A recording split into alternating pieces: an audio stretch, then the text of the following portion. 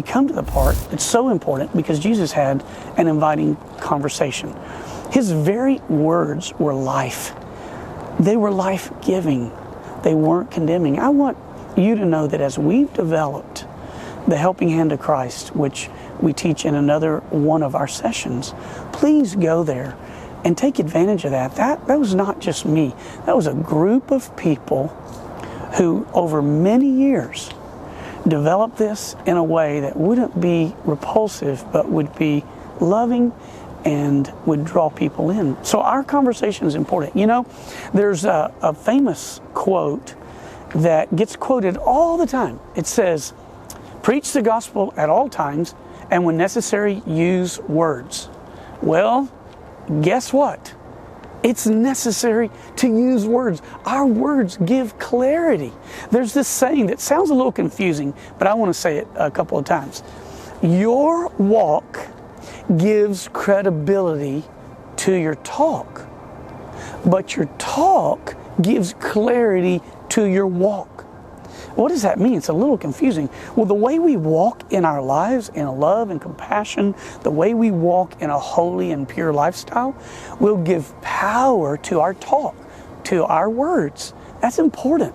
But if we try to just say, I'm just going to witness by my lifestyle and actions, I'm not going to use words, well, then what happens is there's no clarity. So the words we use give clarity to the actions. Why do you live this way? Why do you have such hope? Why do you have joy?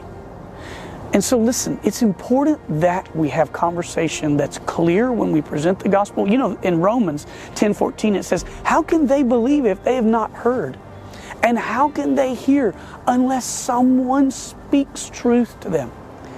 And so this inviting conversation is something we want to help you with. We want to help you to know how to get into the gospel. We're covering that in a couple of our sessions. How do you get started? And then how do you have conversation that's loving? And so that's what's important. I want to ask you again, do you recognize the divine appointments that are coming day by day? I don't know if you've had this experience, but I had a friend of mine say, hey, I bought a red Volkswagen and a couple of months ago, and do you know they're everywhere now? It's like everybody is suddenly buying red Volkswagens. And I just had to laugh, and I was like, dude, you're not that big of a trendsetter. It's not that everybody's buying these things. It's that now that you own one, you are looking. You just see them. You just go, there's another one. And it's like that when you adjust your life around the life of Christ. When you adjust your life to say, God, show me someone every single day that you want me to interact with, that you want me to be able to touch them in some way with the truth of the gospel. When you begin to do that, you'll say, there's another one. And there's someone that I could talk to. It's just that God begins to open your eyes. And I'll tell you something. You get what you get ready for. So be expecting it. Know that God's setting it up. Be expecting God to do something in your life.